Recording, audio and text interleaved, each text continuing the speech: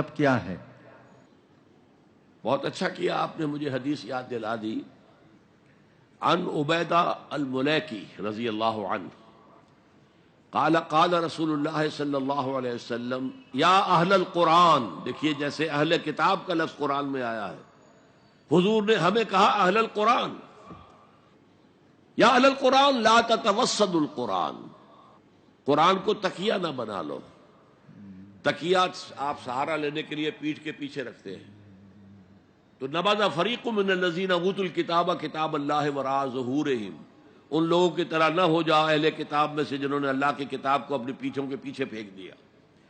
یا تکیے کے اوپر آپ آرام کرتے ہیں. تو اسی بات میں نہ رہ جانا کہ ہمارے پاس قرآن ہے، بلکہ قرآن کو سمجھو.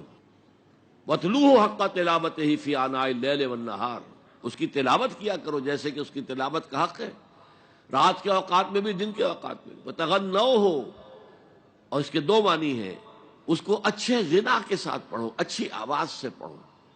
اور یہ بھی معنی ہے کہ تم سمجھو کہ قرآن تمہارے پاس ہے تو دنیا کی سب سے بڑی دولت تمہارے پاس ہے.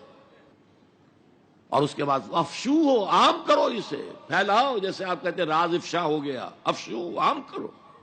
اور آخری ہے وتدبروا فیہ لعلکم تفلحون، اور اس پر تدبر کرو، اس کی گہرائیوں میں غوطہ زنی کرو. جیسے اقبال کہتا ہے قرآن میں ہو غوطہ زن اے مرد مسلمان. انہی صاحب کا دوسرا سوال ہے، قرآن کو بیان اور ابلاغ کے لیے کیا 18 علوم جاننا ضروری ہے؟ اسی سے منسلک ایک اور سوال ہے، وہ صاحب کہہ رہے ہیں کہ کیا 7 علوم جاننا ضروری ہے؟ قرآن مجید کی دعوت کے لیے یہ 7 یا 18 یا 16 یا 14 علوم لازم نہیں ہے.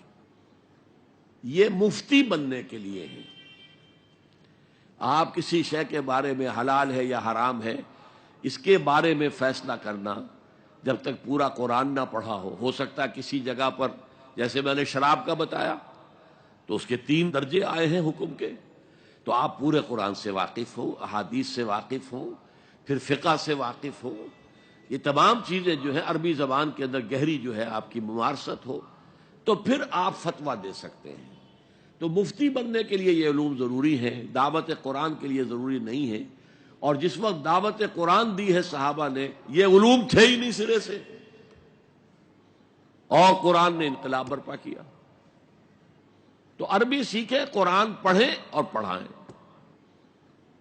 ایک اور سوال انگریزی میں ہے، do we need an expert عالم to understand the Quran, or can any common Muslim use his or her own intelligence اور ججمنٹ؟ ظاہر بات ہے کوئی بھی پڑھے گا تو سب سے پہلے تو اسے عربی سے واقف ہونا چاہیے. اگر وہ عربی نہیں جانتا یا جانتی تو پھر یہ ہے کہ اسے یقیناً کسی عالم سے مدد لینی چاہیے. اس لیے کہ ظاہر بات ہے کہ آپ اگر میڈیکل ڈاکٹر بننا چاہتے ہیں تو آپ کو میڈیسن پڑھنی پڑے گی. اس اعتبار سے ضروری ہے. پہلا اور ایک سوال ہے کہ جیسا کہ قرآن اللہ تعالیٰ کی طرف سے ہدایت بن کر سارے دنیا کے انسانوں کے لیے آیا ہے، اگر کسی انسان کو یہ قرآن نصیب نہ ہو کہ مسلمانوں کی غفلت کی وجہ سے ان تک نہیں پہنچ سکا، تو اللہ کے پاس ان کا یا ان کے ساتھ کیا سلوک ہوگا؟ دیکھیے اللہ کیا سلوک کرے گا یہ تو میں کچھ نہیں جانتا، لیکن اصولاً جانتا ہوں جس تک قرآن کی دعوت نہیں پہنچی اس کا حساب ہوگا صرف توحید کی بنیاد پر. اس لیے کہ توحید فطرت کے اندر ہے.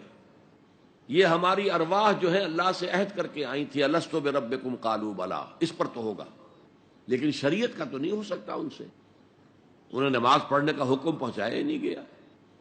تو اللہ تعالیٰ جو ہے ان کے لیے وہ رعایت دے گا. لیکن اگر قرآن مجید پہنچا دیا گیا اور پھر اپنی ضد، ہٹ درمی، تعصب کی وجہ سے نہیں مانا، پھر پکڑے جائیں گے. اقول قولی ھذا واستغفر اللہ لی ولکم ولسائر المسلمین والمسلمات.